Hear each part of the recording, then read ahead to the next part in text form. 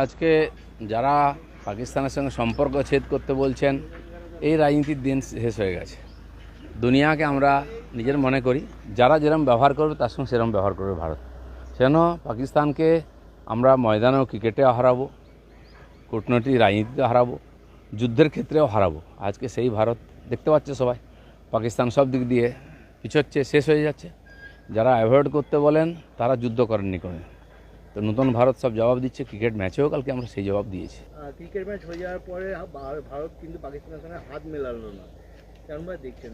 ঠিকই আছে, যে ধরনের নিরীহ ট্যুরিস্টদেরকে ধর্ম জিজ্ঞেস করে খুন করেছে পাকিস্তানি টেররিস্টরা, তারপরে তাদের সঙ্গে সৌজন্য হতে পারে না। যেহেতু ভারত ক্রিকেটের রাজা, ক্রিকেট বিশ্বকে ভারত চালায়, তো ক্রিকেটের টুর্নামেন্টে আমাদের যাওয়াটা সম্ভব, কারণ তাতে একটা বিরাট অর্থনীতি আছে, ভারতের নামে ক্রিকেটটা চলে।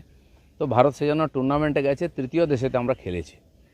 বাকি কোনো সম্পর্ক নেই ওদের সঙ্গে, কোনো সৌজন্য হয়নি, এটা ঠিক করেছে ওরা। আরও দুটো ম্যাচ আছে পাকিস্তানের সঙ্গে, ভারতের কি খেলা উচিত? ভারত তো খেলেছে, খেলবে না কেন? খেলবে এবং হারাবে।